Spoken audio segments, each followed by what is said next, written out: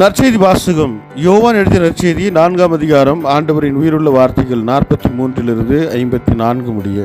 அந்த 2 நாட்களுக்கு பிறகு இயேசு அங்கிருந்து கலிலேயாவுக்கு சென்றார். தம் சொந்த ஊரில் இறைவாக்கினருக்கு மதிப்பு இராது என்று அவரே கூறியிருந்தார்.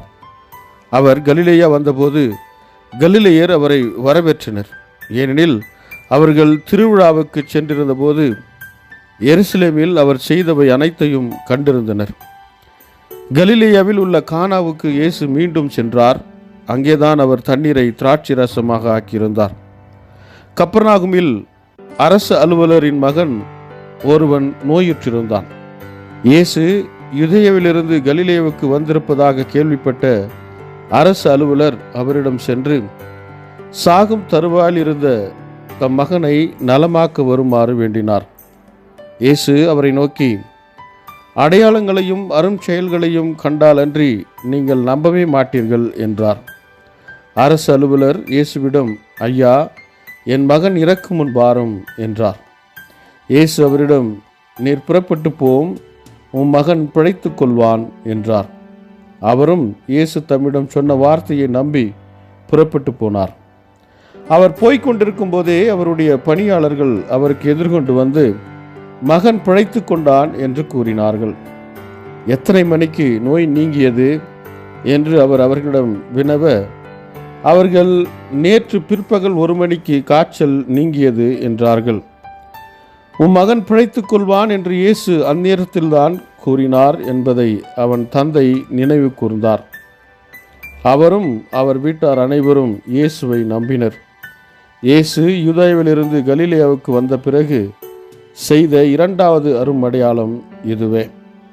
வாழ்வுதரும் கிறிஸ்துவின் நற்செய்தி. கிறிஸ்துவே உமக்கு புகழ். ಯೋಹಾನ ಅಧ್ಯಾಯ 4 ವಚನ 43 54 2 ದಿನಗಳಾದ ನಂತರ ಯೇಸು ಅಲ್ಲಿಂದ ಗಲಿಲೇಯಕ್ಕೆ ಹೋದನು. ಪ್ರವಾದಿಗೆ ಸ್ವಂತ ಊರಿನಲ್ಲಿ ಗೌರವವಿಲ್ಲವೆಂದು ಸ್ವತಃ ಯೇಸುವೇ ತಿಳಿಸಿದನು. ಆತನು ಗಲಿಲೇಯವನ್ನು ತಲುಪಿದಾಗ ಅಲ್ಲಿಯ ಜನರು ಆತನನ್ನು ಸ್ವಾಗತಿಸಿದರು. ಈ ಜನರು ಪಸ್ಕ ಹಬ್ಬಕ್ಕಾಗಿ ಜೆರುಸಲೇಮಿಗೆ ಹೋಗಿದ್ದಾಗ ಹಬ್ಬದ ಸಮಯದಲ್ಲಿ ಆತನು ಮಾಡಿದ ಕಾರ್ಯಗಳನ್ನೆಲ್ಲ ನೋಡಿದರು. ಯೇಸು ಗಲಿಲೇಯದ ಕಾನಾ ಊರಿಗೆ ಮತ್ತೊಮ್ಮೆ ಭೇಟಿ ನೀಡಿದನು. ಆತನು ನೀರನ್ನು ದ್ರಾಕ್ಷಾರಸವನ್ನಾಗಿ ಮಾರ್ಪಡಿಸಿದ್ದು ಆ ಊರಿನಲ್ಲೇ. ರಾಜನ ಒಬ್ಬ ಅಧಿಕಾರಿಯು ಕಪೆರ್ನೌಮ್ ಪಟ್ಟಣದಲ್ಲಿ ವಾಸವಾಗಿದ್ದನು. ಅವನ ಮಗನಿಗೆ ಕಾಯಿಲೆಯಾಯಿತು. ಯೇಸು ಜುದೇಯದಿಂದ ಬಂದು ಈಗ ಗಲಿಲೇಯದಲ್ಲಿ ಇದ್ದಾನೆ ಎಂಬ ಸುದ್ದಿಯನ್ನು ಅವನು ಕೇಳಿದನು. ಆದ್ದರಿಂದ ಅವನು ಆತನ ಬಳಿಗೆ ಹೋಗಿ ತನ್ನ ಮಗನನ್ನು ಗುಣಪಡಿಸುವುದಕ್ಕಾಗಿ ಕಪೆರ್ನೌಮ್ಗೆ ಬರಬೇಕೆಂದು ಆತನನ್ನು ಬೇಡಿಕೊಂಡನು. ಅವನ ಮಗನು ಸಾಯುವ ಸ್ಥಿತಿಯಲ್ಲಿದ್ದನು. ಯೇಸು ಅವನಿಗೆ, ನೀವು ಸೂಚಕ ಕಾರ್ಯಗಳನ್ನು ಮತ್ತು ಆಶ್ಚರ್ಯಕರವಾದ ಕಾರ್ಯಗಳನ್ನು ನೋಡದ ಹೊರತು ನನ್ನನ್ನು ನಂಬುವುದೇ ಇಲ್ಲ ಎಂದು ಹೇಳಿದನು. ರಾಜನ ಅಧಿಕಾರಿ, ಸ್ವಾಮಿ, ನನ್ನ ಮಗನು ಸಾಯುವ ಮೊದಲೇ ನೀನು ಬರಬೇಕು ಎಂದು ಕೇಳಿಕೊಂಡನು. ಯೇಸು ಅವನಿಗೆ, ಹೋಗು, ನಿನ್ನ ಮಗನು ಬದುಕುವನು ಎಂದು ಉತ್ತರ ಕೊಟ್ಟನು. ಯೇಸುವಿನ ಮಾತನ್ನು ಅವನು ನಂಬಿ ಮನೆಗೆ ಹಿಂತಿರುಗಿದನು. ಅವನು ಮನೆಗೆ ಹೋಗುತ್ತಿರುವಾಗ ಅವನ ಸೇವಕರುಗಳು ಬಂದು ಅವನನ್ನು ಭೇಟಿಯಾಗಿ, ನಿನ್ನ ಮಗನು ಗುಣಹೊಂದಿದನು ಎಂದು ತಿಳಿಸಿದರು. ಅವನು, ನನ್ನ ಮಗನಿಗೆ ಯಾವಾಗ ಗುಣವಾಯಿತು ಎಂದು ಕೇಳಿದನು.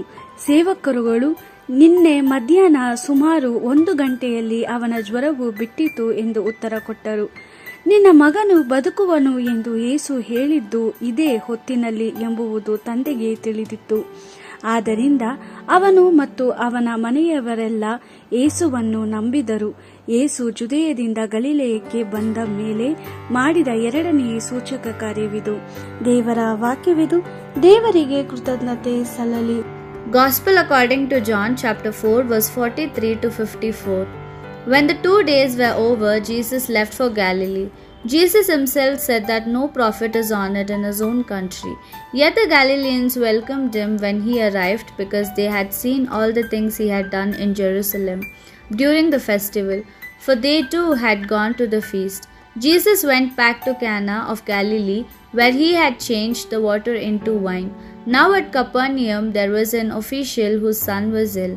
And when he heard that Jesus had come from Judea to Galilee, he went and begged him to come and heal his son, for he was at the point of death.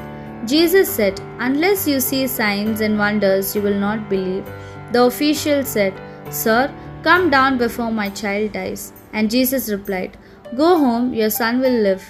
The man had faith in the word that Jesus spoke to him and went his way. He was still on his way down when his servants met him with the news that the boy had recovered. So he asked them at what hour the child had begun to recover, and they said to him, "The fever left him yesterday around the 7th hour." And the father realized that it was the time when Jesus told him, "Your son will live." And he became a believer along with all his household. This was the second miraculous sign Jesus performed after he returned from Judea to Galilee. The Gospel of the Lord. Praise to you, Lord Jesus Christ.